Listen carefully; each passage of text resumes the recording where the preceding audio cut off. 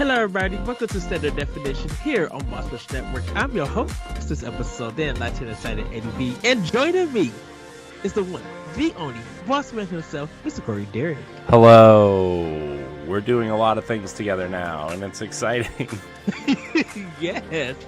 We've been doing a lot of recording for you, and I'm excited to have this opportunity to record with you. Every time we get together, we record, I get excited.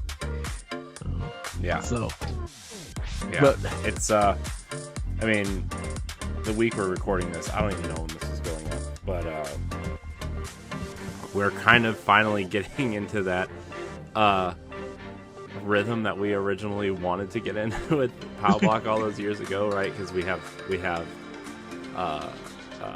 Pow Block going strong, we have expansion pass hitting its stride, and now we're doing retro Nintendo stuff for standard def. So we're like, in that kind of sweet spot of really nailing what we wanted to do originally, like 5 years ago, and now we're just, it's better late than never, I guess. Yes. We have our friends along for the ride too, if they want, I guess. Yes. Well, everybody, as you can see, this episode we're going to be covering the Nintendo Entertainment System. I was trying to make you laugh, and you didn't budge. You want to know why I have my eyes closed? So. Okay, I didn't expect that. Nailed it. Yes. And right, we are covering the Nintendo Entertainment System, and there are some things about the system that I didn't know, but it really has a big history back in the day. And we're going to kind of talk about when we got our systems, some of our memories, some of the games that we loved and that we played, and even some of the games that kind of got on our nerves, kind of became the like Tom Sawyer's Adventures of Tom Sawyer was we'll get there. Yes, we will. Well, I'll get there, and then that'll just make cringy faces at me. It's fine. See, even my son is upset about that. Oof. Oh no, because Strider for me was a game that not only frustrated me, almost made me cry, and I will get to that story when we get there. Well, just a little bit of history of the Nintendo Entertainment System. It was released on October 18th, 1985. It was considered as a toy and not a video game system because it needed to be in toy stores, and toy stores would thought it was a computer and they wouldn't sell it. So in order for that to happen, they considered it as a toy. That's why you kind of see it in Toys R Us and other places like that. Along with the release, ROB, which stands for Robotic Operating Buddy, was helpful to marketing the system. So it was kind of like a little bit accessory or add-on with it. Nintendo had its sights for the Famicom to release through Atari. It had the name Nintendo Advanced Video Game System, but it fell through once Atari seen Coleco showcasing Donkey Kong on its console. I did not know that because the Famicom I didn't know that either. Yeah, the Famicom was out, and Nintendo, I guess, wanted to like get into the market of it, and so in order for them to do that, I guess they was gonna partner up with Atari because Mario Brothers, not Super Mario Brothers, but Mario Brothers was on the Atari 2600, and I remember. Well, so was Donkey Kong. So was Donkey Kong. See, I had it. I don't remember Donkey Kong on the Atari. Yeah, we got all the really bad arcade ports when my dad brought home our NES or our Atari. It was Donkey Kong. It was Pac-Man. Like it was. I don't think I had Mario Brothers, but I remember like all of the bad arcade ports in this Atari, which was like at the time, like in the 80s, it was cool, right? I mean, it was cool. Mm-hmm. You brought the arcade home and hooked it up to your TV. It was cool. You didn't know they were bad at the time, but man, Atari and even NES Pac-Man, dude, they're just bad. Oh, well, no, we're gonna have a discussion. I know. I'm just saying, like it was like I just remember Donkey Kong on the Atari, and it was like really jarring. Okay. Um. Well. In America, it sold 34 million consoles, and that's just America. For it, and the system was discontinued on August 14th, 1995. So close to 10 95. years. Yeah. And they were already marketing the 64 at that point. Yeah. The Nintendo 64 was out in like what? September of 96?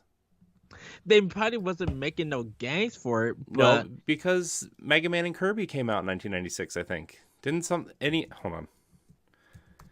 96 NES games. I'm looking this up because I remember NES games coming out in 1996.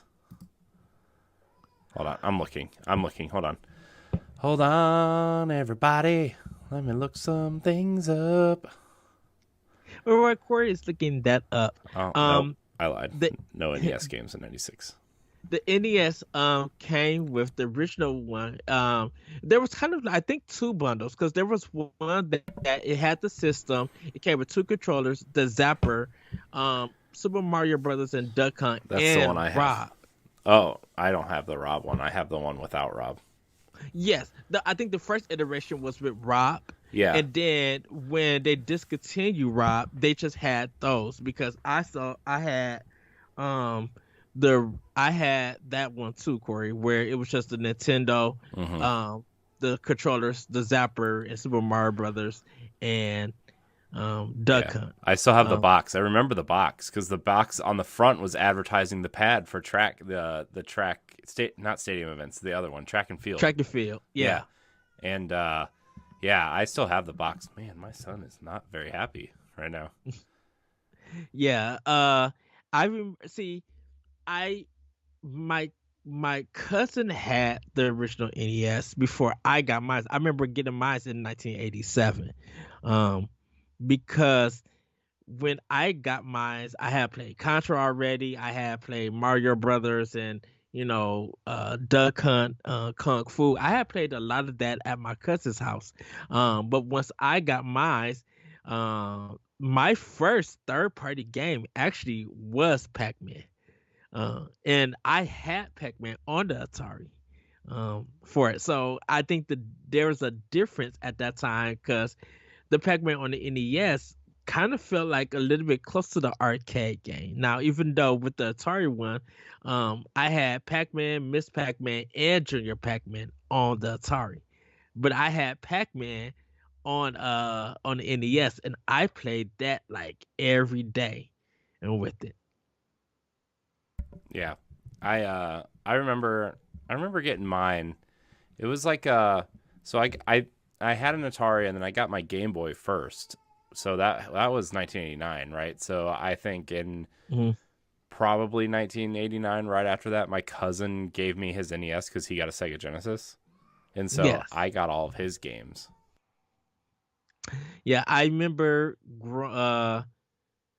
when I got mine, because I think my cousin let me use Ikaria Warriors, and I remember playing Castlevania on it, playing Double Dribble, playing a lot of Konami and kind of Capcom games. I actually, when it came to Mega Man, I went to my brother's friend's house and played it there. I didn't start the Mega Man series until Mega Man 2, but I remember playing 1 and seeing how the game was beaten. So when I was able to play Mega Man 1 finally, I knew what all to do. But I actually started the series playing it was with Mega Man 2. And I would get my Nintendo games on my birthday or Christmas time, unless there was like a really cheap sale. And I remember my mom getting Super Mario Brothers 2 through her job because it was a hard game to find.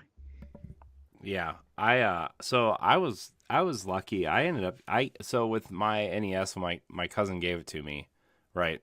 He gave me the NES, and like, gosh, every time I start talking my son starts to cry. I got the NES and I got all 3 Mario games, and I got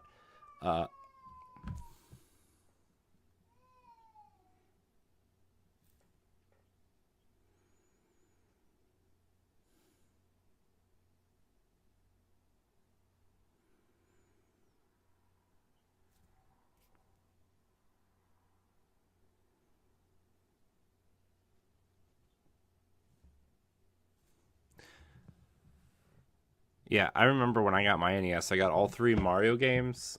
I got Turtles 1 and 2. I got one of the Simpsons games, which was just like I don't really care about the Simpsons, but I remember I got really good at that trivia game. Uh, but I got that. I got Donkey Kong and Donkey Kong Jr. And I still have all those games downstairs. But that was like that was like the extent of my NES adventure, right? Because like I got it Mm. late. I was only like 4 when I got mine, uh, and after that, like I ended up getting a Sega Genesis after that because my cousin got one, so my parents just got one for me, you know. And so like my NES was like my Ninja Turtles and Mario machine, and I didn't even experience a lot of what NES had to offer until after the fact, right? Like Metroid and Zelda and Kid Hmm. Icarus and you know Mega Man, which I still can't play Mega Man to save my life. So sorry to disappoint you, Ed. But I have so my goal one day is to actually play through the Mega Man games. But Did you ever get the Mega Man collection? yeah, I have the Mega Man collection, the Mega Man X. I have both Mega Man X collections. Mm. I have both Mega Man collections, and I have Mega Man 11. So I have all of them on the Switch right now, and I You just just yeah need to play them. yeah I Well, do. I know uh for me, like I was the kind of kid that, when if I played the arcade version, I had a feeling that that game was going to show up on the Nintendo version, and they were going to be different. They were going to be different graphically, definitely in play style. Hmm. That's why when you look at Ninja Turtles, the arcade game, Hmm. and you look at the arcade, of course it's going to be like 4 players and all of that. And when we start going through the history of the Super Nintendo, that's going to be a discussion also because Yeah, I feel like that's the Super Nintendo discussion is going to be a lot longer than this one. oh yeah, Uh, yeah. uh but uh yeah, I mean, with the but oh speaking of Ninja Turtles, sorry, I know as of this eh, recording, that Cowabunga collection was just announced like like a week ago. Not to date uh, this episode because these are meant to be kind of evergreen episodes, but uh, yeah, man, I was really excited to see the NES versions of the arcade game on there because like yeah, sometimes when there's two versions of a game, right? Like they include one without the other, and it was really cool to see the arcade version and the NES version of that game on there, which was like it was a big deal to know that like that was like the first time I became cognizant of like some companies were putting arcade games on the home console, right? Because like yes, I remember when we would go on vacation and stuff, there would be a Ninja Turtles arcade cabinet, right? And mm, it was like all the brawlers in a row, all the Konami brawlers in a row, right? It was X-Men, it was the Simpsons, and it was Ninja Turtles, and they were all in a row. And the X-Men one was always in the middle because it was 6 players, and it was anchored by 2 4-player cabinets, and it was like, oh my yeah, gosh, this is amazing. This it was like those are that's like my arcade experience right there. Is like I know a lot of people are like, oh, Street Fighter and Mortal Kombat or whatever. No, the arcade experience for me was Ninja Turtles, X-Men, and like Cruising USA, right? So the fact that like it was the fact that like my 4 or 5 year old brain could put together like that arcade cabinet was playing on my Nintendo at home. It was awesome. It was like that was like the first time I became cognizant of like okay, these games some games exist some places and some games exist all places, you know? Like yeah. really differentiating first party and third party without really knowing what it was called at the time, but yeah. All right, yeah, because even Ninja Gaiden, at the time I was calling it Ninja Gaiden, was different. The We arcade all were. game was different. What, we, right? I still Like, have to think about it when I say it out loud. I'm like Ninja Gaiden. Like I have to like emphasize the Gaiden. yeah, and I didn't find the name out of it until the Wizard came out, and the guy was just like Ninja Gaiden, And I was just like, Ninja Gaiden. I thought it was Ninja Gaiden. Yeah. Like it puzzled my mind because we didn't Hmm. actually have commercials that was pronouncing games. Like Tecmo never. I've never seen a Tecmo commercial ever in America Hmm. about the series. Yeah. But I Well, remember. Oh, go ahead. oh no, go ahead. Sorry. Oh no, go ahead. I was just gonna say, like, I didn't realize it was called Gaiden until Ninja Gaiden came out for Xbox, the original Xbox. Oh wow. Because like I've never seen the Wizard, so my first introduction to Mario 3, by the way, was not the Wizard. It was Three Ninjas. So Now, which is weird because I thought you would see the arcade game, the test game, in toy stores, mm-mm. and I'm assuming you didn't. No. See, so like when I was introduced to NES games or arcade games, it was usually with my cousin who was like Hmm. he's like 10 years older than me. So like anything that he had I automatically thought was cool. It didn't matter where he got it or what it was, right? Cuz I just wanted to be cool, you know? Yeah. Uh so like my introduction to the NES, like he gave me his, but like also my introduction was my grandma had one in her basement, and the only games that we would play were Marble Madness and Oh and goodness. Double Dragon. Those were the games my grandma had, which was weird, but and that was like my introduction to NES, and then she got me a Game Boy, and then I ended up getting his NES. So like it was like this weird roundabout way, but Uh, yeah, but like I just there's so many interesting and unique games on the NES that I never got a chance to play until I was older. And even now, I really appreciate, especially Konami and Capcom right now, yeah. really putting out strong collections of these older games. And like, it's nice to have these old games in a way to in a more modern fashion, to play. So Yep. I don't have to like dig out SCART cables or find an HDMI composite, uh, adapter or anything. It's just really nice, and I wish more companies would do this. Yeah, because there's still like Data East, um, Namco, Tecmo. There's still a lot of Japanese companies that put out a lot of great NES games. Like people don't remember Karnov or Bad Dudes. Like the Data East I don't think history anybody wants to is. remember Bad Dudes. Let's be honest. But you know what? But it was. Jesse's the one that played it on Switch. Remember when they came to Switch, and uh, I Yeah, just the remember you arcade one. guys talking about him. Yeah, because I beat the arcade game and I had it for the NES. I beat it on the NES. Hmm. Um, and it was, I guess, the reason I even I RIM and stuff. The reason I bring up Data East and all of these other companies because they were kind of like somewhat B tier of gangs, but a lot of them were kind of like their mascots that they were known for on the NES, for the arcade. Like when we talk about Double Dragon, the Double Dragon that we've actually played on the Nintendo is not the real good version. The Sega Master System had the arcade version, which was bonkers at the time because we all knew Double Dragon was on the Nintendo, and like it had that was Yeah, but kind it of was like, bad. but I think Only two enemies on the screen at the same time, and they had to be the Mhm. same enemy because they didn't know how to manipulate the RAM in the unit to make Yeah, other enemies, right? yeah. Which made that game like it was ridiculous. That game was just not great.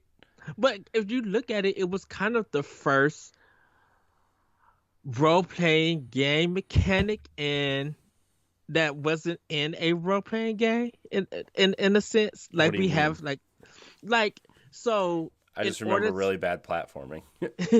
in order to gain more of the moves in it, you had to reach a certain score. Like it almost felt like you were grinding Oh, till you see, get to a I certain didn't know point. that. I Yeah, didn't know that. it's yeah, and you never did that in an arcade game because of course it was two players and everything, and it was slow. Um, Trade West had to do a different mechanic in order to get it because you couldn't do co-op on the NES. But if you play the Sega Master System version, it literally is the arcade. There isn't no um grind system or anything because you was able to drop kick and elbow and uh people in enemies in that. And when you had Billy and Jimmy on screen, you was able to do two-player on the Sega Master System. And the reason why that happened is because Sega made that version.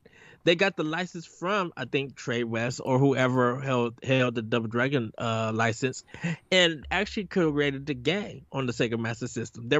That's why when people play some of the Sega Master games on it, Sega didn't allow no third party games on there. That was part of the notes that I have. What, on the Master System? Yeah.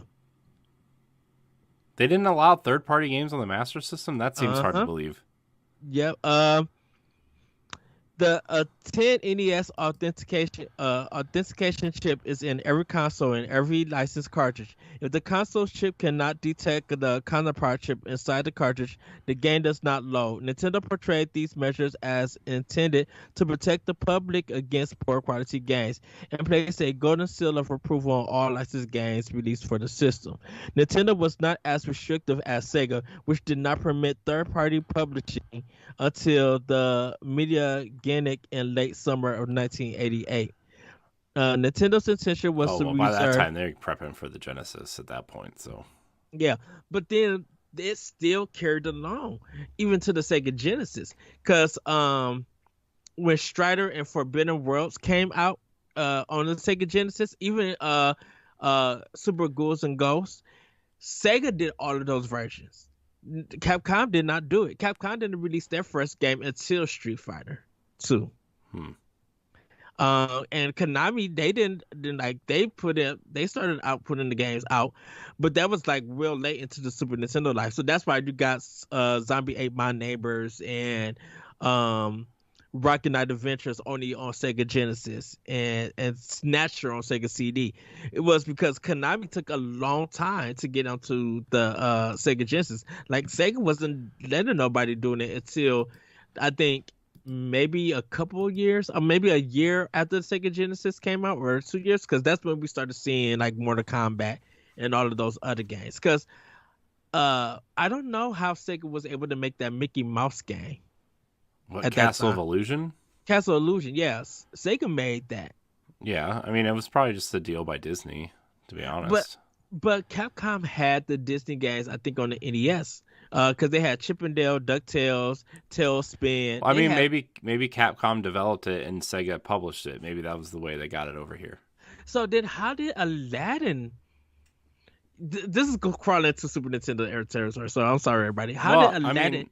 I mean, once you get into there and Sega realized they had to battle Nintendo, then they probably loosened that stuff up because... I don't know. I remember third-party games on the Genesis. Yeah, specifically Konami games, right? Like Rocket Knight and Turtles, and you know what I mean? Like, there's enough of that stuff on there that must have changed real early on. Yeah, because by time, as long as I don't know what year it was, but I'm like, that's why the 6-button controller was done for the Sega Genesis. Well, those were that was done for like the fighting games, right? Because I remember specifically a lot of people were excited for Street Fighter on the Genesis. Yeah, because they didn't really have Eternal Champions was the only fighting game out at that time for the Sega Genesis, and Sega made that. So Sega's a history. Sega has a history. Gosh, we got to do it. We got to do one on the Sega Genesis at some point. Yeah, because I feel like the Sega Genesis is important not only to the 16-bit system but to gaming in general. I mean, I think the Genesis is important because it gave Nintendo a run for their money, right? I mean, I know it was kind of the only console that did well for Sega, but I mean, it did enough to scare Nintendo a little bit, right? So, yeah, because they were allowing quote unquote mature games on their platform, and they had a rating system before the ESRB existed, and they had the Sega Channel, which was essentially Game Pass before a Game Pass. You know, I mean, Sega was just like, they were really ahead of their time in a lot of ways, on a lot of their systems, right? And Hmm. it just you know, timing is everything, I guess. But they just, man, I remember the Genesis being like a modular console, which, I mean, look what we have now, right? They're essentially, you know, adding memory and stuff to the consoles and stuff. It's just I don't know, right? I mean, they had the uh Sega CD, they had the 32X, they had the Sega Channel, they had the the Sonic and Knuckles cartridge, which you could plug 2 and 3 into, right? They had a lot of interesting things. They had, you know, They had a headphone jack in the first version of the yeah, I Genesis know, I because it have had it. the slide. It had the slider. Yeah. Like you would never think what we have for Bluetooth gaming for our consoles. Mm-hmm. The Genesis was kind of like, even though of course we didn't have Bluetooth technology to push your headphones in, like because Nintendo didn't do it to the Game Boy.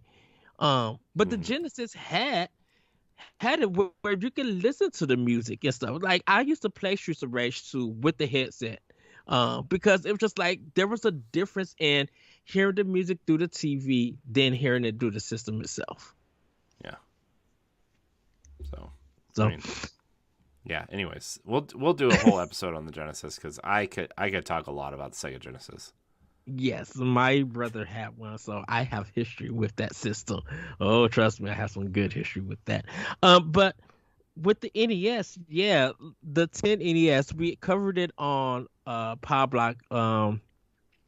And kind of went over what it was like. It's like I said, it was a lockout chip. But Wisdom Tree, they were able to get a hold of the patent or see how they could like override it and started making their Christian games on the system without it being licensed through Nintendo, getting their approval. We talked about Tetris. Um, on Expansion Pass with Tengen, which was Atari's subsidiary, on how they were able to get their games on the system without Nintendo even knowing until Tetris came out.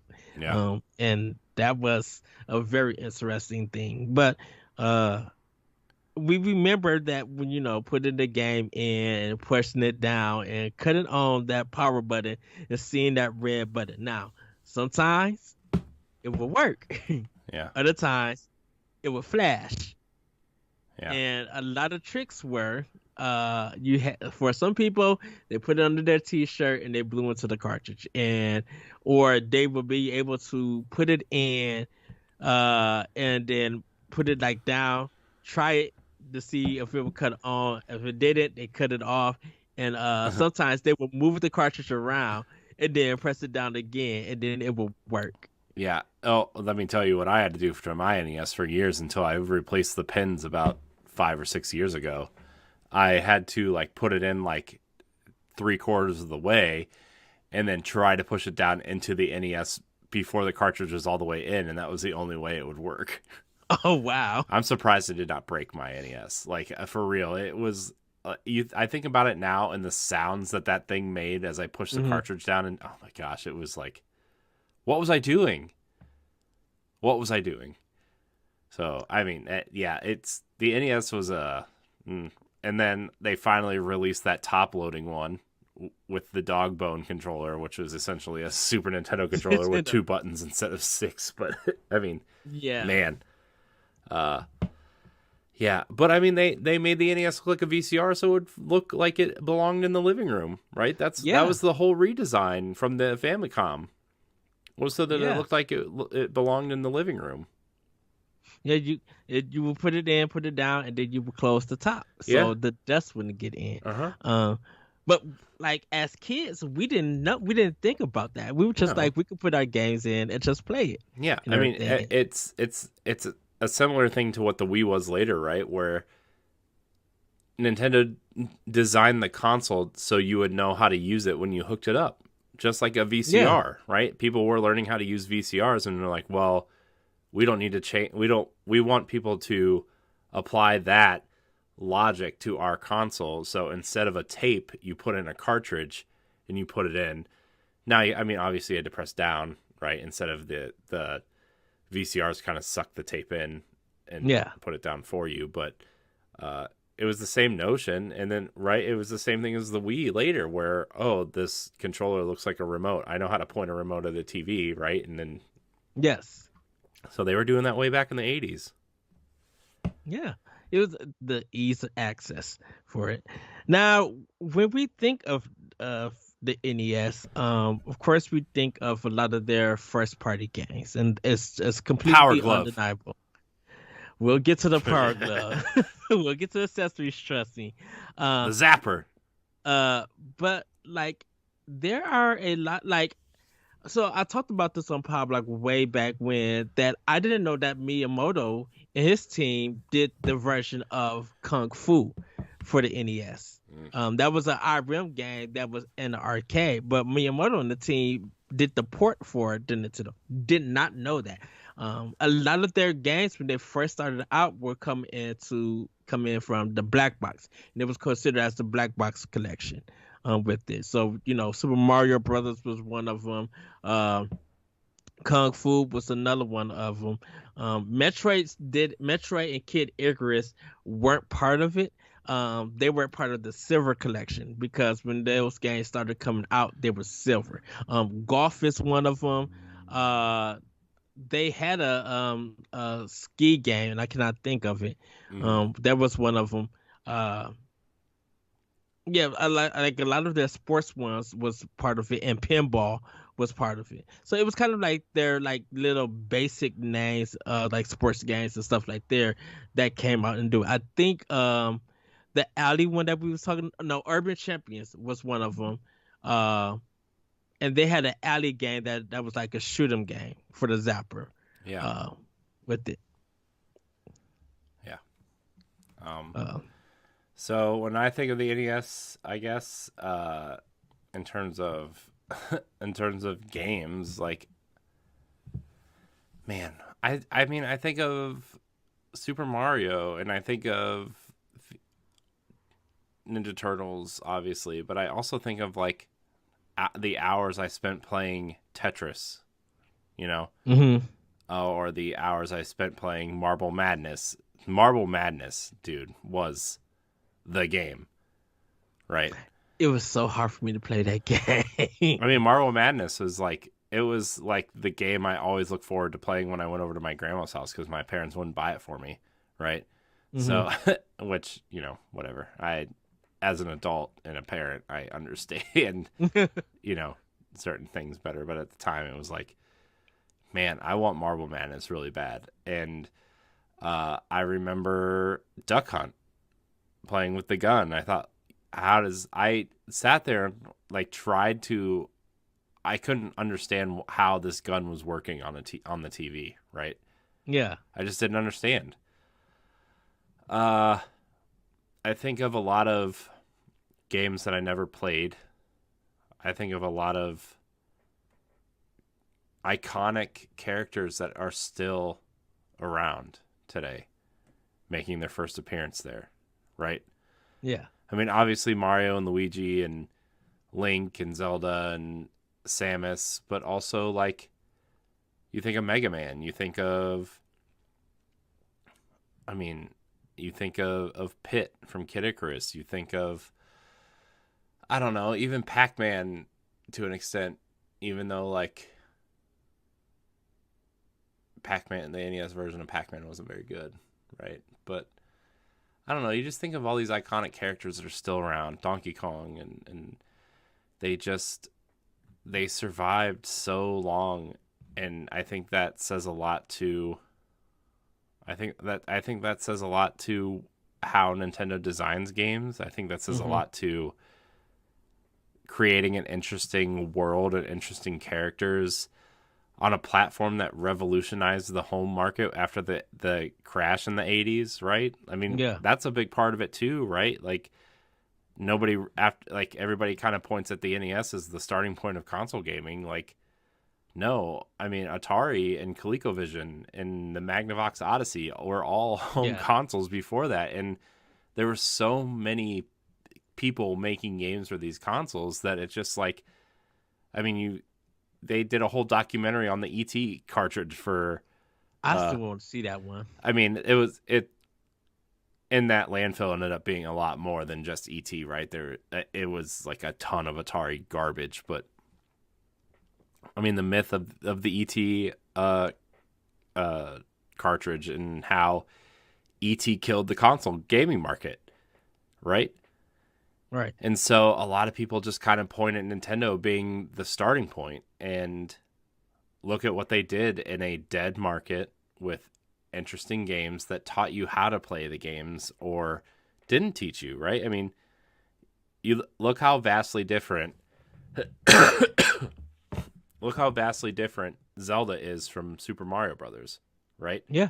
I mean, Mario, if you don't jump over that first Goomba, you die, right? So the game teaches you how, like, to avoid enemies, to jump, and then they have the flashing question mark blocks, and you hit them, and there might be something in it, right? And so, that game teaches you a lot based on game design, whereas Zelda doesn't teach you anything. If you don't go in that first cave right there in that first screen, you don't get the sword, and you're done. Exactly. You're done, right? And so, I mean, Nintendo just did a lot with game design that was interesting and unique and worlds that people wanted to be in, right? I mean, at the time, Zelda was the Dungeons and Dragons game that, was on the screen. Or Metroid was like the Alien game that we never got. Isolation, scary, shooting aliens, shooting big creepy bosses, right? And so Nintendo did a lot with the IP. They did a lot with their games. And we didn't even know at the time that the games that we were getting were different from the Famicom versions in Japan. The original Legend of Zelda is literally different in Japan than it is in America.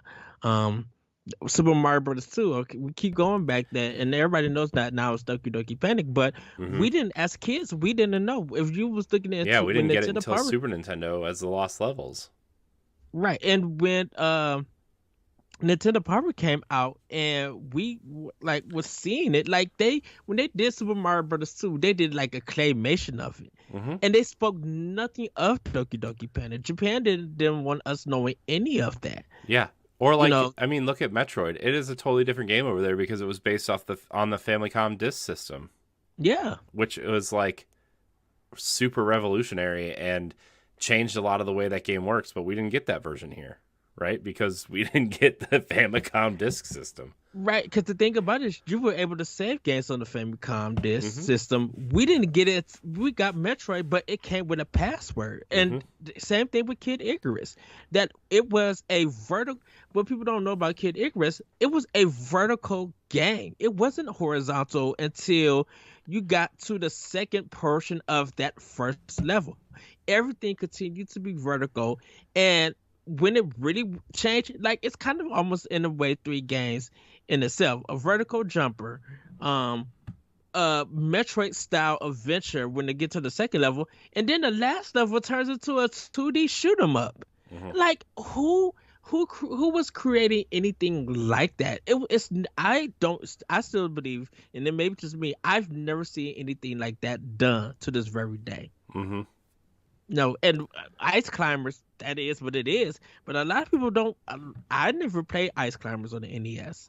It came and went, and I didn't realize it until like Smash Brothers to be like, yeah, this was a popular game. I'm like, when? Because I don't remember Ice Climbers on NES. Yeah. Go ahead. I mean, Ice Climbers was like Ice Climbers was this really weird thing. I mean, I didn't play it really. I mean, I played it a little bit, but I mean, it was like this really weird vertical jumping, like you said, vertical jumping game. And I just remember there was like a polar bear at one point, or like, you know what I mean? Like they ended up making that level in Smash Brothers that was kind of like Ice Climbers, but man, that game was weird. Oh, and that was a black box one too. Yeah. And we got to mention the box art, because the box art that you would get on that you would see that would introduce you into the game kind of to represent what the game was. But you would see that box art on the cover. And Hmm. still to this day, I love the Ninja Turtles. We keep going back to the Ninja Turtles, but Teenage Mutant Ninja Turtles from Ultra, The first one. that box that box cover is still amazing, dude. Hmm. I love it. Yeah, that first one was really cool because it was really the only time where they depicted the turtles with their red masks. All of them were wearing the red masks, right? Hmm. And in the comic books, that's how they were depicted, like that first run, right? But then obviously they, to tell the turtles apart, they were like, well, we should probably change the color of their face masks. We should probably give them a little bit of personality, right? And Yeah. I mean, obviously that's where the cartoon kicked in, and in the video game they have the quote unquote right colored masks, but on the cover art, man, it was awesome. It was so Yeah. cool to see, and I always wanted. I mean, I know like the red masks are different now. Like, I mean, you're never gonna go back, but I always thought would be really cool that if they ever made that gritty Turtles game that I've always wanted, if they would just use the red masks, and how cool that would be. I would kind of love it in the Kawabunga collection if that was just like a filter. No Hmm. matter what game that you play, you get that filter of having the red mask Yeah, yeah, it'd and be stuff. super cool.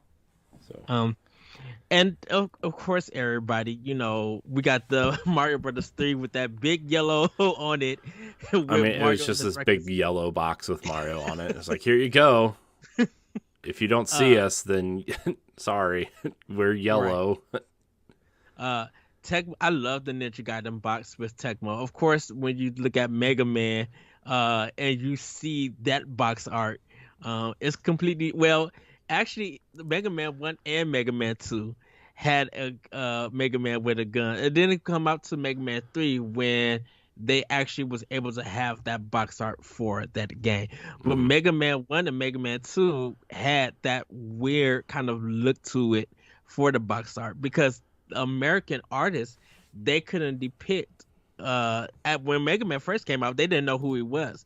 Hmm. So they just had some artists draw it and everything. And he was just like, I didn't have that much detail on anything, so I had to make it what it is. And then Mega Man 2, still it had him as in the blue suit, but he still like looked like a man and not like a robot. To what we know his Hmm. look now and Yeah, everything. And yeah. I think when Kenji Inufune got his hand on it, he was just like, okay, I'm going to design the characters and stuff. And now this is the representation of Mega Man. Hmm.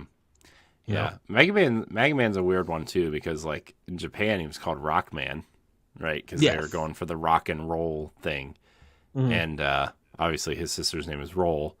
But when they brought it over here, why did they change it when he came over here? Um, I, I really don't know. There is some there. I think Capcom USA, people wouldn't get it and stuff. Then they would have thought that he would have been shooting like rocks and stuff or something. Mm, That may be the story. But maybe Capcom just they just thought we were dumb. Yeah, they just. I think they said the game wouldn't sound right in America, so they went with Mega. I think Mega was such a cool thing in the '80s, so I think they went with Mega because it was just like a hip thing with the young kids. So Capcom probably went with that. Yeah. That's why when you watch the NES, not NES, when you watch Captain Nintendo or Captain N, Mhm. and you hear Mega Man with that, "Hello, everybody, Oh my we're gonna gosh, do a dude. mega fight." He Mm. he kept saying Mega because Can we they talk thought about Mega Captain Man N for a was. little bit, by the way? Because I mean that Yes. really ties into the NES a lot, right? God, that Mhm. cartoon was so bad. I watched it religiously. So did I, but I mean, like, it just like it was bad. Like, you go back and watch it now, it was like, oh my Mhm. gosh, what is going on? What is happening in this show, right? I mean, gosh, Mega Man had the worst voice, and then, uh, man, it was just Captain N looked like. I mean, obviously they were trying to make him look cool, right, with the Letterman Yeah. jacket and like the Chuck Taylors, and he was cool, right? But man, That rough. controller belt though, I did like. Yeah, but I mean, the the character designs in that show had nothing to do with the quality of the show. Yes, Right? this is 80 animation, everybody. Man, yeah, it was definitely outsourced to. Man, I just Cause like, and would you even think of it before even the 90s, before like the Donkey Kong cartoon and stuff? But I mean, even like, I mean, what's Pitt gonna do in this show, right? I mean, who's okay? So Captain N and the Game Masters. Let's take a look here. The original run of show, right? Obviously, Captain N looked cool, but then you have like this weird version of Pitt. You have this weird version of Mega Man who's basically green. He has the dog. And then who is that girl supposed to be Zelda in the show? Like, I don't know. She was another character made up for the show. No, because Zelda and Link are in the show. But so like she was just like No, his sidekick. No, Zelda and Link was in Super Mario Brothers. I'm looking at a screenshot right here of like. Are you serious? Link. I don't remember there was that. So it was a crossover. Okay, it was a crossover episode. Apparently there was a crossover episode that was really big. There was a Link Zelda crossover where Captain N and this giant Game Boy helped Link and Zelda save the world. But this version of Zelda is like this. She looks like if Xena Warrior Princess had like a pink outfit on. Oh my gosh, this is. My goodness. Man, I haven't really watched this show since like the early '90s. So like all this is kind of interesting. Samus is in an episode. That's cool. It was a Saturday morning cartoon on Channel 5 on NBC. I know. And then like there's a Tetris episode. Oh my gosh, this is awful. Yeah, because I think they had like musical videos or something, or music would play, and he would go through different lands and warp and stuff. Yeah. And I remember the Tetris one was to the Tetris people was falling, and they were jumping like up on him. Yeah. And everything. Yeah. Man, this is boy.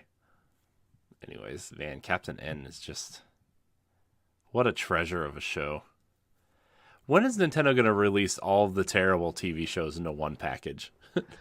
Oh shoot! So it would be the Super Mario Super Show, and then like the cartoons that came after, right? Super Mario Bros. 3, Super Mario World. Yeah. Like so, those three cartoons, the bad. No, don't give me the terrible CG Donkey Kong show. No, I'm talking about the 80s and early 90s cartoons. Okay. I don't want the bad. Dude, have you looked at the way Donkey Kong looks in that show recently? It's been so long since I've seen it, but I remember that show coming on Sundays. Boy. And I've seen parts of it, but I haven't seen the whole series. Yeah. I remember, so aside from, good Nintendo cartoons, by the way. Kirby Right Back at You was pretty good. Yes. Great theme song. Yeah. Love that theme song. Yeah. That was on was that on the Fox? Yep, Fox Kids. Yeah, I think it was on right after that second Ninja Turtles show at some point. Yeah. Because I remember that's how I caught it. And that's when I became a big fan of King DDD. His hammer. Oh my gosh, he's the best. But so back to like the 90s cartoons. You have the bad Zelda shows. Mm-hmm. Captain N. What else was then? Was there anything else back then? I think Double Dragon was close to the 90s, I think. There's a Double Dragon show? I didn't even know that. Yeah, Double Dragon had a cartoon to it.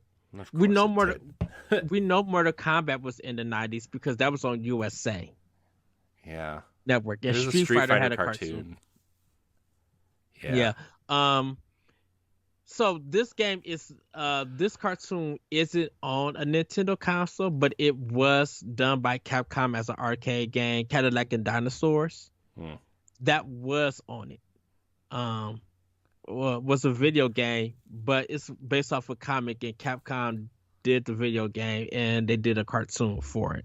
Because it was after when Ninja Turtles got moved to CBS, it came on after it. Okay. Man, we need to. We Do need you to remember? do like a watch along of these episodes. Yes, I remember. Michael Jordan, Wayne Gretzky, and Bo Jackson. They had their Oh cartoons, yeah, yeah. but they weren't like a video game. I think that was pretty much all the video game stuff. Um, because there was Street Fighter, the Japanese one, but that was all in Japan and stuff. Um, and they never did anything else. Oh, there was one because it wasn't Game Pro, but it was another kind of tip show that had its own cartoon because it had the monster Mm, truck. It had this black guy. I think he was from Arch Rivals, but he was a basketball player. mm, It had that cherry on it. And some other dude. I cannot think of it. mm. Huh. I But don't it know. was, yeah. It was. Man, I remember watching it, but it was in the '90s. Hmm. I don't know. I I don't know. I'm sorry. I'm sorry. I'm trying to figure out. I'm trying to I'm trying to look some stuff up, but it doesn't really say anything else than what we already mentioned. So Well, getting back to the accessories, so we had the power glove, God. which was a big thing, and definitely going back to the wizard, with Lucas saying the famous line, the power glove. I love it, and he was playing Rat Racer, Oh God. on it. Who's Um, playing Rad Racer with the Power Glove? First of all, I have Rad dude, Racer, by the way. That game is did like, did look at the history of the power glove. Did not know that it contained NASA technology in it. I'm like, wait, what? yeah. I mean, that was like, because they were originally going to use that for like spacewalks and stuff, right?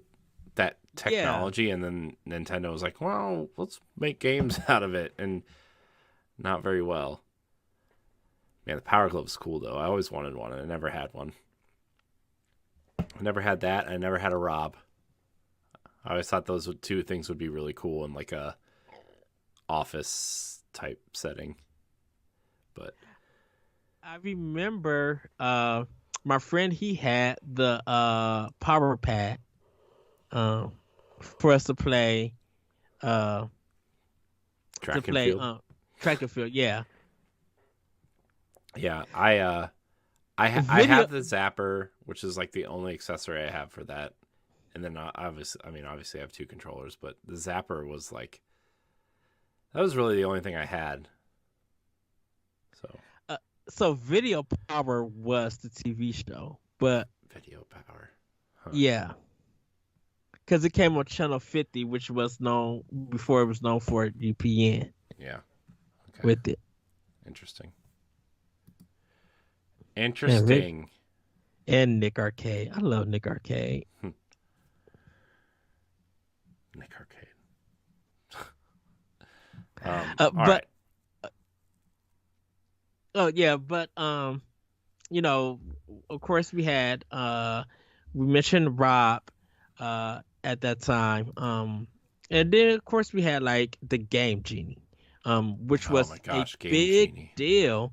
Yeah, which was a big deal because Nintendo couldn't do nothing about it, but it was ruining people's systems and games because it was putting in cheats that it weren't meant for to be put in. Yeah, well, I mean, you're literally changing the code of the game to give you specific things, right? I mean, that was the appeal of Game Genie was, in Mario 3, you had infinite P power the whole time, right? And, Yeah. yeah, I remember that. Gosh, that was so cool. I never owned one, but my friend had one, and we would use it for Super Mario. We would use it for Ninja Gaiden, and we would use it for we used it for Tetris to get all long pieces.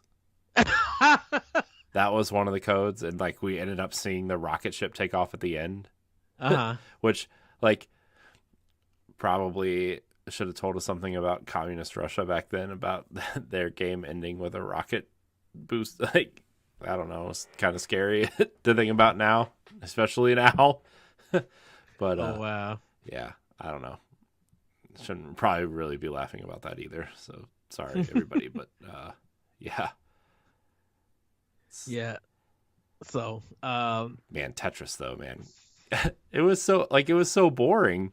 Tetris with all long pieces was so boring. Like you'd think it was cool because you're like, oh, I'm gonna get Tetris every time and get a perfect score or whatever, and it's like, wow, no, it was so boring. uh, man, I just touch is just so good. It's just such, it don't need a game, Gene. You just need to just zone out with that I game. do every night before bed. Because I swear, playing that mug on the Game Boy and then playing it on the NES was just like hmm my comfort game on there. hmm Um, The box art for Tetris 2 was awesome. yeah, the Not blue. not Tetris 2, but Tetris also. That was what I meant. God, no, Tetris 2. No. mm, Yeah, like you were saying, the blue and then like the colored blocks coming down was so cool. I used it on an episode of Expansion Pass recently, and yeah, it's definitely one of the coolest box arts I've ever seen. I just want a poster of that. Yeah. Um, I think that's when Nintendo started getting more into puzzle games because they did that Yoshi game, with the cookies. I think, um, with that, but then they got into like playing the puzzle league and stuff like the Tetris hmm 64 and stuff. Like, they started getting more into that like later on. Even Super Nintendo, I think there was Nintendo did a puzzle game hmm for it, which I have to do some more research. But you know, Tetris, like the ultimate version, if you didn't play it on Game Boy and you didn't play it at the arcade, it was the NES version that people were playing.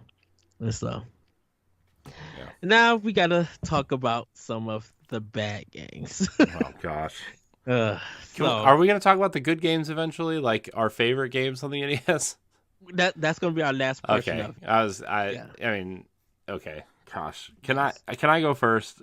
Go ahead. So, I brought it up earlier, but I had this game. It was basically a ripoff of Bayou Billy, which also is not a very good video game in my opinion, Yes. but it was The Adventures of Tom Sawyer. And boy, did they, man, if if that game was popular enough today, like back then, it would be ripped to shreds today because it was like it's entirely racist, right? I mean, there's a character. Hmm. I know this is gonna offend our indigenous like, community, but the character's name is Injun Joe, and they like to say his name a lot, and he's the bad guy, and it's just all kinds of messed up. There's also a black character in there that if anybody's familiar with the Adventures of Tom Sawyer and Huckleberry Finn, you know his name. I'm not gonna say it. That's incredibly racist. Um, and it's in there, and it's just like, oh my gosh! So, like looking back on, it, I was like, why would you let a 4 or 5 year old play this game? Why would you let a 5 year old play this game?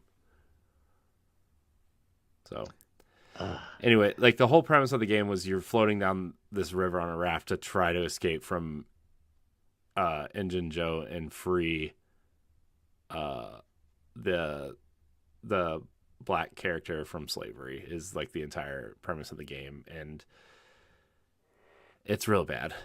The gameplay is bad. The story is bad. The overall theme is bad. So, yeah. well, for for me, it was Strider on the NES, and that one was different than the arcade version. And the reason why I considered as a bad game, the wall jump didn't work Oh, jeez. on it. So you were supposed to be able to jump up, and there was the thing about it, and this was the thing with even Bionic Commando.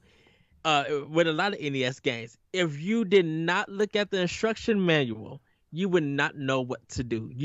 A lot of hmm kids just like get the game and play, but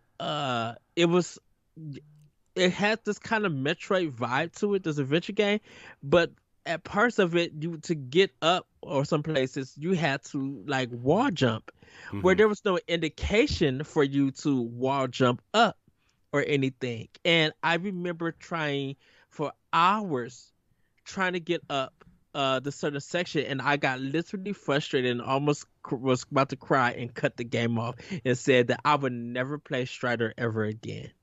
Hmm. Um, because it literally was a terrible game. Hmm. Um, I you believe you. know, uh, there's another one that I actually asked um for my birthday. It's called Wrath of the Black Ninja. No, Wrath of the Black Manta. And it's a ninja game that I was so mad when the commercial made it look like, oh, this is a cool 2D ninja game, and then when you look at it, it's just and play, it's so bad. I couldn't even beat the game and stuff. Like even they got representation, but you go look at this, you look at the game and you look at the black characters. There's one character that looks just like the Joker from the Batman movie, Wow. and I'm like, oh my goodness, yeah. Wow. So yeah, I'm doing Ed. Wow. uh, that was you got another bad one, Corey. Man, I have a lot of bad NES games, I guess. That the Simpsons game that I told you I got really good at the trivia at. That Yeah, Bart versus the World. I mean, most of those Simpsons games were just pretty bad, but yeah, man, that's the Simpsons game was bad.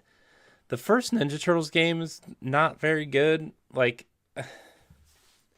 it's interesting, but like from a gameplay perspective, it's just not very good. Like, you want to use Raphael and Michelangelo first, right? Because it's the game at the beginning is easier. And look, Donatello has the reach, Leonardo has the reach, and then Michelangelo to an extent has reach. But like, man, that just getting up close to any of those enemies is just bad news. yeah, man. The Goonies 2 Yeah, for the NES, because the movie never got there was never a Goonies 2. yeah. Um, and I did not know what to do in that game at all. It never told you anything. It never let you know where you're supposed to go. Like it was bad. Yeah. You know.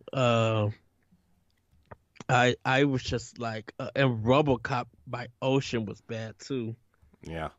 A lot of the LGN stuff, like Back to the Future, Friday the Oh 13th. yeah. I mean, like a lot of the licensed stuff was real bad.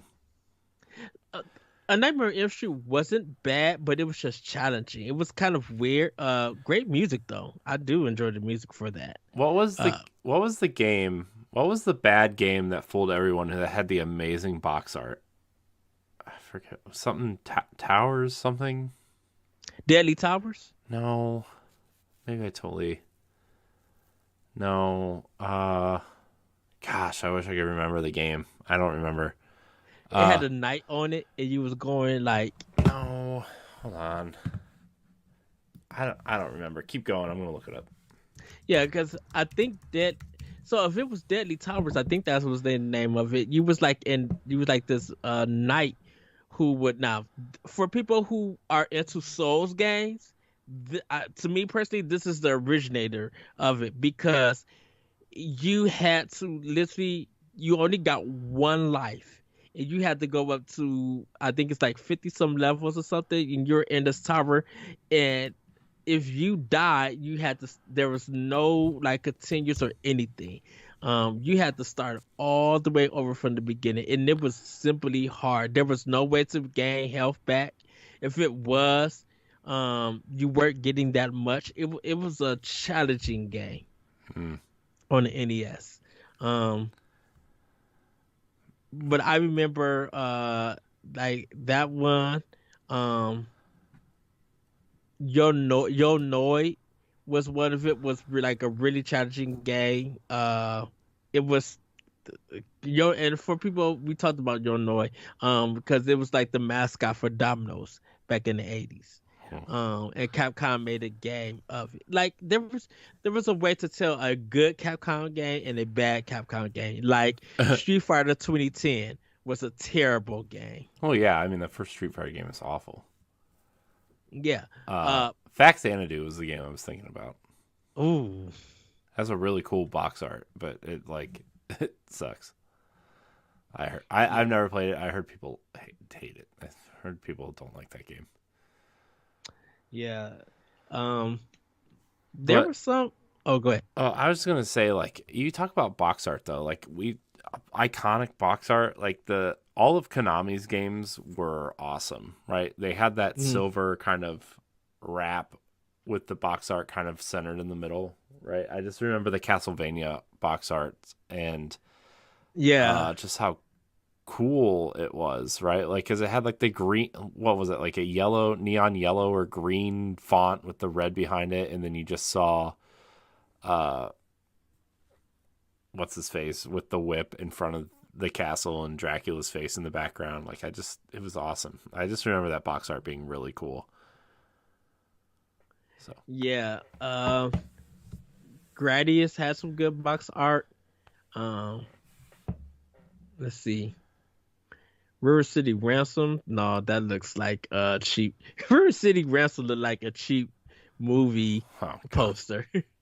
yeah, but I mean, uh, like you sometimes you get like the bad box art, like the bad box art Mega Man, right? I mean, that was the big yeah, joke in Marvel versus Street. No, Marvel versus Capcom 3. with the bad Mega Man. Yeah, Yeah, and it was like, oh my gosh, dude, the Mega Man box art is just really bad. It says nothing about the game, nothing, zero. Doesn't even look uh, like Mega Man. Mega Man is a boy, and they have this like 40-year-old man in a yellow jumpsuit. yeah. And, man, we didn't even touch on the Legend of Zelda with this gold cartridge. I mean, we You can. know, Why? I mean, why don't we? We're not really. We don't really have a structure to the show. We just talk about what we remember.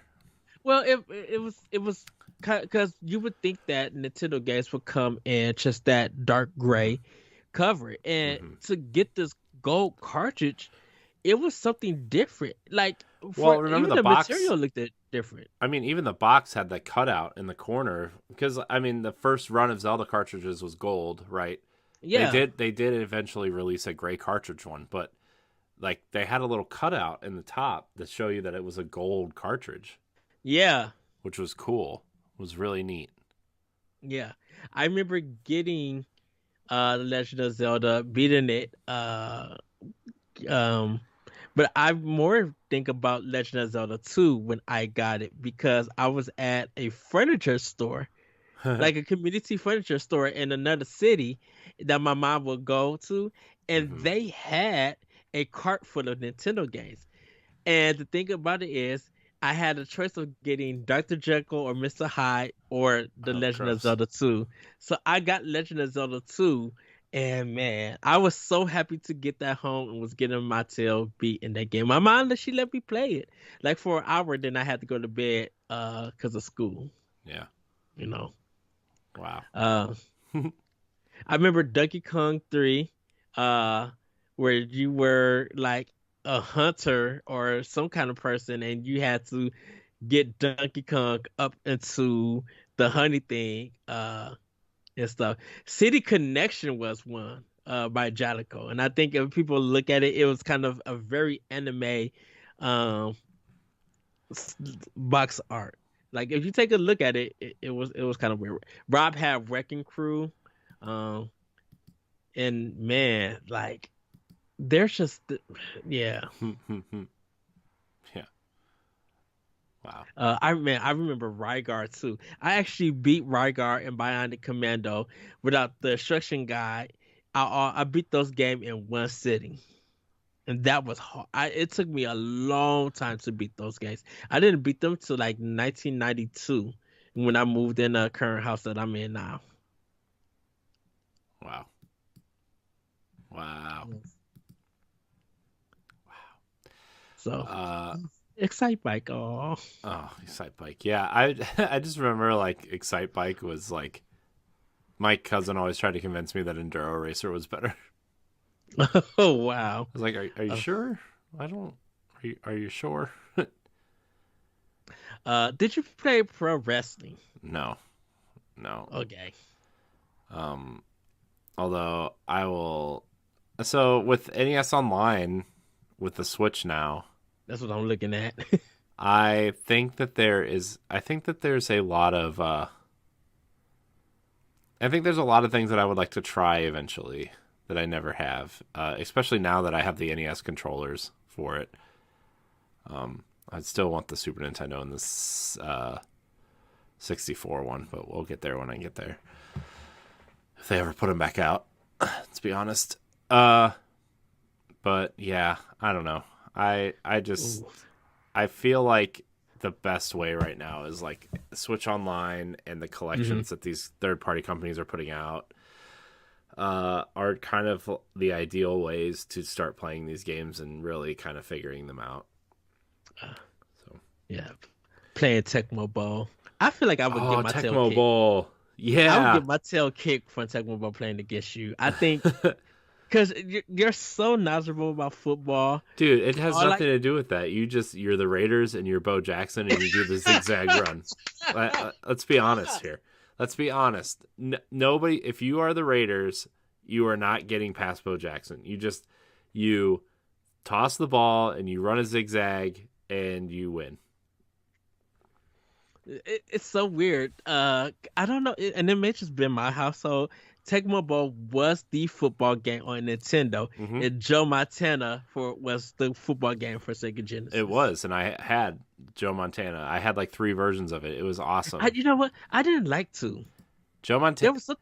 Joe Okay. Montana definitely had a Tecmo Bowl type cheat code in it, where all you had to do was run a fake punt, and then all you had to do was do like spin moves and zigzag, and you scored a touchdown every time. I think because EA made it before they started doing the Madden games. No, I believe. No, it. Who did Joe Montana? Joe Montana football was done by the same. Hold on, I gotta look this up. It was not EA. Because I thought Sega had asked EA to make them a football game before. No, because Madden was on Genesis. I know it was, but I thought Joe Montana came out before Madden. The Madden series started. Sega published it. Oh, you're right. Electronic Arts was involved in it. Because I remember Blue Sky Software. Because I remember reading it, and I really thought I didn't know that EA had anything with it because I thought Sega massive. Why would they though? That doesn't make any sense. I don't know. They already had a successful football game. But that's why I was wondering, was Madden out before Joe Montana, or was it vice Madden versa? was out. The first Madden came out in like the 80s. Because I know, was it Bulls versus Blazers? Was that the first basketball one that EA did for Genesis? I don't remember. Oh, was that no? I think that was the second one. Yeah, Madden, John Madden Football came out in 1988 by EA. Yeah. Man, I didn't know any of that. Yeah, me. Well, no, that's not right either. Why does it say 1988 on here? I don't know. Whatever. I don't know. Well, yeah. I don't know. Oh, I guess that makes sense. 2008 would have been 22. Yeah, because 2013 or 14 would have been the 25th. Yeah, okay, never mind. My math was off. Never mind. Was it on? It was on Sega Genesis. No. I think Madden was also on Genesis because you bought a Genesis for sports games because that's where the hockey game was successful, and right, because like everybody points at NHL '94 as like the best hockey game ever made. Man, Triple Play was the shoot. That was the. I know people love Ken Griffey Jr. on Super Nintendo, but man, Triple Play on Sega Genesis was the baseball game. Yeah. I love that one. Yeah.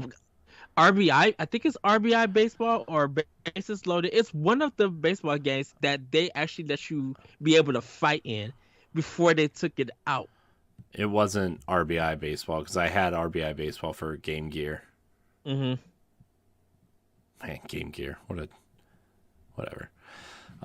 Anyways, NES guys. Yes. Uh, so that's just some of our bad games. Now, Corey, let's. Do you think we should do like a top five each I of mean, our I don't games? know if I could do a top 10 to be honest with you. Just because my NES knowledge is not very. I mean, like I told you, it was Mario and Ninja Turtles for me, and then Mm. later on, the original Metroid game is like one of my favorite games of all time. But other than that, like my NES knowledge is like poor. Well, I wouldn't say poor. I would say it's about average. top three. Let's do our top three then. Because Uh, I believe three games is fine.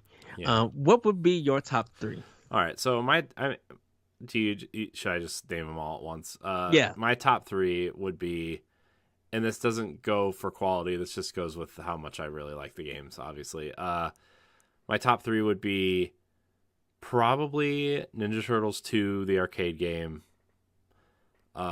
It sucks. It really sucks on the NES, but I love playing.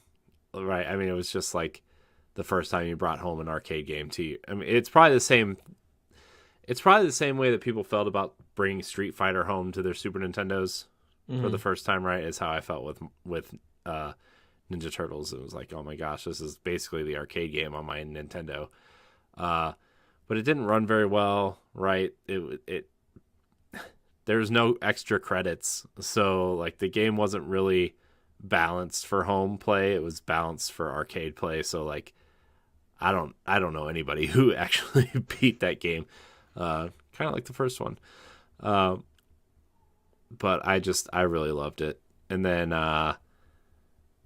Metroid, the original Metroid game, is going to be up there for me. I know it doesn't really age well. Metroid Zero Mission for GBA is actually a really good version of that game. I really hope it comes to Switch in some form soon. But that Zero Mission is the way to play the original Metroid at this point. Mm-hmm. It's available on the Wii U eShop if you can get it by the time that store closes. It's a great version of the game. The pixel art is great. The music is great. It's a very solid version of that first game, plus a little bit extra at the end. So definitely play that. And then Super Mario Bros. 2 is just, Ed, we've had countless conversations about Mario 2. Yeah. The US version, not the Lost Levels, the US version of Mario 2. It's great. Having 4 distinct characters that have different characteristics to help you beat the level is really cool. It actually, like, you look at that game and you can actually, once you get really good and know the levels and stuff, you can actually pick which character you think would fit the best in that level and actually min-max your play style and everything. It's really awesome. Not having any kind of power-ups is really interesting in that game. It's really just straight skill, to be honest, and I really like that about it. Mario 1, you have the Fire Flower, right? And then Mario 3, you have the Tanuki suit and Fire Flower and Frog suit and boot. All the power-ups you know and love from Mario. But Mario 2 doesn't have any of that. You have the magic carpet, you have the keys, and you have Birdo's egg. And that's about it. Yeah. Well, we can't forget you got the power block. Yeah. Yeah. Yeah, but that's from Mario Brothers, though. No. Mario Brothers, the original, Oh, the original, the arcade oh. Mario Brothers, not Super Mario Brothers. I'm thinking of Super Mario Brothers. Oh my goodness, No. I remember the power block because you would hit it and everybody would fall before you had a chance to. Okay. Yeah, but it does have kind of a different function in this game. Well, But you want to know what I think? I was so young when I played, because I played Mario Brothers on the Atari. I mentioned that before, but I didn't remember the power block because it looked different in Super Mario Brothers 2. So I thought it was a new power up because picking it up and throwing it. I didn't even make that connection. Yeah. Well, I mean, it does a different function. It has a different function in Mario 2, but it's still the power block, right? So, yeah. little callback to our Nintendo show, which I Yeah. forgot we weren't doing until this moment. Well, I know for me, my number three would be definitely Mega Man 2. I truly just love that game. It was my Christmas game, and just hearing the music, fighting the bosses, fighting that dragon, like I was like, I felt so pressured with that game because it really was slipping my hands and everything. Like I wasn't stressing, but it was the first time as a kid that I was sweating on that game, you know. Yeah. Uh, but it was just like fighting those bosses and hearing the music and actually learning to see what works and what doesn't. Like Mega Man 2 was my game. Um, my number two would definitely be Double Dragon 2. Was and it's because it was the game that my mom got me for my birthday. And I just it was kind of the game that I could actually kill the second player to get extra lives to beat it. That was the only way that I was able to beat that game fully out. And I had to play on the hardest setting to beat that game with it. So I had to literally use that trick. And that Double Dragon 3 is questionable content garbage. It was just all around bad. Like, and I was so mad that I got that game Yeah. that I rented. Remember Battletoads versus Double Dragon? Yeah, That that was a stretch. Now, I mean, I enjoyed that game. I had it for Game Boy, but like, man, that game was just a mess. interesting mashup. Uh, but my number one would definitely be Super Mario Brothers 3. Um, because like going on the hunt to find that game, playing it at the arcade, watching it in the Wizard, finding where the warp whistle was at, but then actually playing that game, playing all the levels, and seeing how creative they were, I was just like, wow, getting extra power ups, the P Wing, it just felt like the best Mario Brothers on the NES. And I love to. Don't get me wrong. I love to soundtrack, the fights, fighting Birdo, Mauser, hitting King, not King Koopa, but feeding that frog with the vegetables and seeing that it was even the ending credit music is so good and the animation of Super Mario Brothers 2. Even though I love all of that, Super Mario Brothers 3 was kind of like being able to play that game and then seeing my mom play and beat it. So it holds like a lot of special memories for me with that game. Yeah. I mean, Mauser is definitely a really cool boss. I wish they would bring back at some point. Yes. And then obviously everybody wants like Wart is such a dumb That's character. it. Is like, gosh, like where are these characters? I mean, the only one they've really brought back is Birdo. And Shy Guy. Yeah, but they didn't bring back like Fry Guy. They didn't bring back the three-headed snake thing. Like they didn't bring back any of these characters. Didn't that mask one? That mask was scary. I hated that mask. Oh yeah, when it would chase you when you stole the key from the thing. Yeah. Yeah. Uh, and it was just like it just had like, I'm coming for you. Drop my key. You be like, okay, I need this key to open up the door. You go fly away. Pick it up and start running. I used to love Toad because Toad was the fastest, so he could get the key and dip off. And he was quick digging too when you was in the sand levels of Yeah. Super Mario Bros. 2. Yeah. Well, I mean, then you got the bird mouth that you always walk into, and then there's like that Yeah. one level towards the end of the game where you go to walk in and he like tries to murder you. Yeah, and you had to hit it with that little top thing. Yeah. Like throw it. Yeah, that was like, oh my gosh, I think it was like World 6 or 7 or something. Yeah, and that was the only way that you had to defeat it in order to pass the level. Yeah. Because he would open up and I think that's when we started learning about the power of 3. Yeah. Because all the bosses were like 3 besides King Wart. I think he was like 4 or 5. Yeah, because you really to didn't stuff. learn that in Mario 1, right? Because you just always tried to run under Bowser and put him in the lava because you had to hit the key on the Yeah. end. But, like, yeah. I mean, Birdo was the same way too, right? So Yep. But Burner was tricky because sometimes they were like he wasn't always throwing the egg. He'll throw like a spike out or a fireball, and yeah, you had to be on your you had to be paying attention because he would change up the pattern, yeah, and you would get that one egg and then throw it, and then have to wait about 30 or 40 seconds to get another one to hit him. yeah, yeah. Birdo, what a dumb character. Birdo sucks. But the first trans character in the Nintendo universe, I would say, Yeah, um, yeah. before they reconned him, and, or her, or it, or whatever. They. We'll say They, they. yeah, That's the safe pronoun, I would say. yes. So, but I think anything else about the Nintendo Entertainment System? I know we talked about Super Nintendo, Sega Genesis. Trust me, when we get to those other the 16-bit era of consoles, because man, even TurboGrafx was good, but that's more me.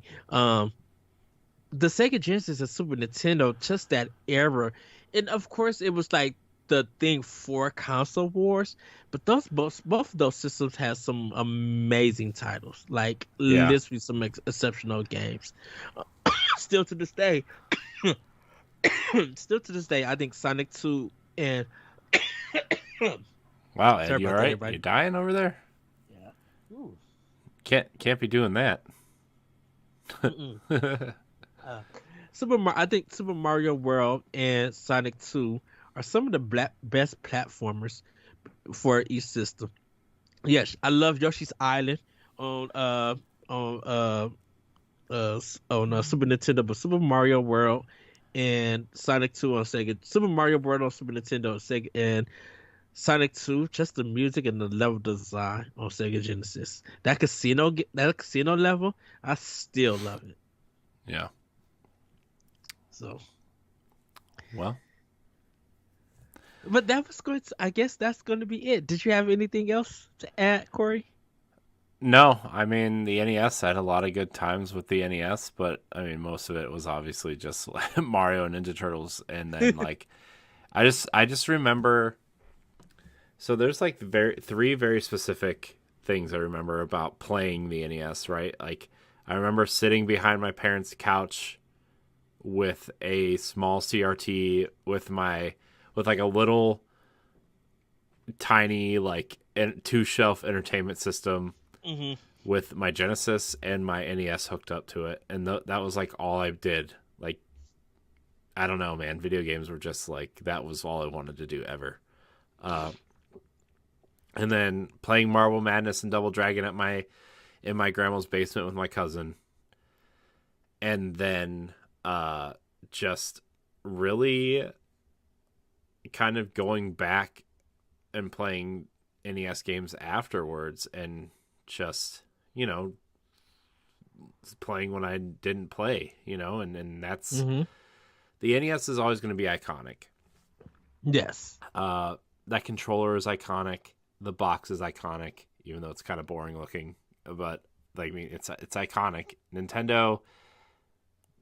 It made everybody called every single video game console up until probably the PlayStation 2 a Nintendo, right? It didn't matter if it was a Super Nintendo or a Genesis or a Nintendo 64 or a Saturn, right? Like everybody we're gonna go play Nintendo, right? And I don't know. Then there's a special place in my heart for the NES, because it. Yes, I played. Atari was my first home console, right? And I played a lot of Game Boy, but the NES was like the first console that was mine, and I could play and be happy with the games that I had, and I think the NES is an interesting and special and important console, because without the NES we wouldn't be here, Pretty much, yeah. I know that. Yeah, we it would be was my doing a first. Sega podcast. It was my first console that. Oh goodness, a Sega podcast. It was my The first Nintendo console. podcast. Oh no. It was my first console that was actually for me that my mom got me for my Christmas time, and it was the console that kind of Christian the place that when I moved in, the house that I'm in now. That I when I moved in, I remember being in my living room. Hmm. And the first game that I was started to play was Super Mario Brothers 2. I played it all the way through because I had to wait at the house for my parents because they had keys, but I think they were going to get extra keys and they had to go out and stuff. And so they had to have someone in the house, so nothing happened. And I remember being in the house and having my TV and having my Nintendo with Super Mario Brothers 2 and going through that whole game without no furniture or anything, just in the living room playing on the floor that whole game. Yeah. Uh, Shout out to Celeste who put in her thoughts of of her memories of NES. She said the NES was my first system. My dad plays video games too, so I've been fortunate to enjoy mini games. I vividly remember how he would pick me up from preschool and play Super Mario Brothers, Sesame Street 1, 2, 3, Ninja Gaiden 2, and so many other titles. Ah, yes. Yeah. So, oh, I also had Ninja Gaiden 2, which I played a lot, and it was very hard. Yeah. It was so hard that I just blocked it out of my memory, even though we Oh, talked wow. about it like 3 separate times on this podcast. That ego on Ninja Gaiden 1. But I beat Ninja Gaiden 1 and Ninja Gaiden 2. I did beat I those. just remember it was cool that you could get like this shadow ability, and it like little Yeah. shadow ninjas would follow you behind you. Which was weird because when Ninja Gaiden 2 came out, it didn't get an arcade port. Mm-mm. The only No, first original Ninja Gaiden game was the only one that got a port. but they I did mean get the that got it did get the a Ninja game. Gaiden trilogy on Super Nintendo, Yes, which I is love. like incredibly difficult to find. Oh yeah, I remember renting it from Blockbuster, Hmm. and then we had it was called like West Coast, not West Coast Video, something Coast Videos, that we no People's Choice. That's what it was. I'm sorry. Um, it was People's Choice that was like up from my house, like 15, like a 10-minute walk. That you every Monday you can get the gas for $2 for 3 days. Hmm. And so they had Ninja Gaiden there, and they were selling Nintendo games for like 50 cents there. So me and my friends, we had like $5, and we bought home like about 20 to 25 games Nice, for our nice, NES. nice. So. But I think that's going to be it for this episode of Standard Definition. Right now, we are going to do a ranking, but right now the NES is in the number one spot. Yeah. Uh, So for those of you who have listened to our MCU or our Disney or Indiana Jones series, we're gonna take this approach with Nintendo consoles. Whether it's I don't know, are we gonna do handheld in this list too, or are we gonna do handheld and because I think we uh, should do the consoles like consoles and handhelds in order. But like mhm. so like the next time we do this, I think we should do the Game Boy. But Yeah, we can. I think maybe we should. Do you want to keep the rankings separate, or do you want to keep them together? I think I it'd think be we interesting should. if we did them together. That's what I was about to say. Keep them together, because I think with there are some great handhelds and there are some great consoles, and to battle it out, because man, like how do you battle the GameCube versus the Game Boy Advance? Like, Yeah, I mean that's that's gonna be hard. yeah, because Also, it's we gonna get kind of tricky. So we should probably discuss this real quick, just to have a little extra content for you guys to listen to. So I don't think in terms of the consoles we should include virtual console. So like the Wii and the Wii U. I don't think that should count in our kind of presentation of the console, if you will. Like when we rank it. I mean, we could talk about how mm, important that was, but I mean, when we go to rank it, I don't think we should incorporate virtual console. right, Even though like virtual have console was such a huge point for the Wii. I think like virtual console, even the eShop stuff like that, I think those are bonus features of on that console. Like Yeah. they play a part I for mean, it with the software stuff, but it's not its own kind of thing. yeah, because I mean, when I was playing Wii semi regularly, it was the virtual console stuff. It wasn't like the actual Wii games. I don't even know if I own 20 Wii games, to be honest with you. But although I have to tell you a story after we're done recording. Okay. So, anyways, yeah, Yeah. we're gonna rank them, and it's gonna be fun. Oh goodness, the Game Boy. Like, how do we not stop talking about the Fall of the Foot Clan on Right. there at Tetris? Also, like, side tangent, I think I'm gonna put these episodes up on the POW Block feed. I know that this is standard definition, but I think that the Nintendo centric episodes we should put up on the POW Block feed just to have to cross promote the podcast. Would be also, I think our POW Block fans would really enjoy this as well. Yes. So, and everybody, like Corey kind of mentioned earlier, Switch Online. If you guys have it, do visit some of these games that is on Switch Online for the NES. Go play it online, but if there's some two-player, get into the rewind stuff if things are happening. Even with strategy guys, if you need to, or play the SP versions of it, that's all welcome. Like, really check out some of these classics, and if there is a collection like the Castlevania and Contra collection, they have those NES ports on there and the Japanese and European versions, so you get more content to learning why that system was a big thing when it came out. So, Corey, where can we find you? You can find me at I am Corey HD on Twitter and Instagram. You can also find me co-hosting Nintendo POW Block. You can find me hosting the Boss Rush podcast and various other things here on the Boss Rush Network. Yes, you guys can find me on Twitter at that retro code. You can find me hosting Nintendo POW Block, Expansion Pass, and other content here on Boss Rush Network.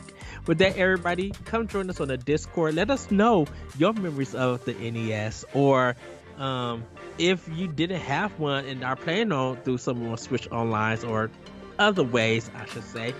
We want to hear what you guys thought about these games, and do they still, some of them hold up? Were something terrible? Do you have some of the boxes, like for the box art and stuff? We would really love to know.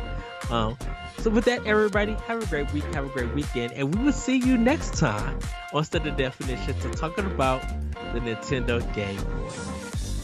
Get ready for that one. Bye, everybody. Oh my gosh, that episode's going to be like 3 hours long. Right.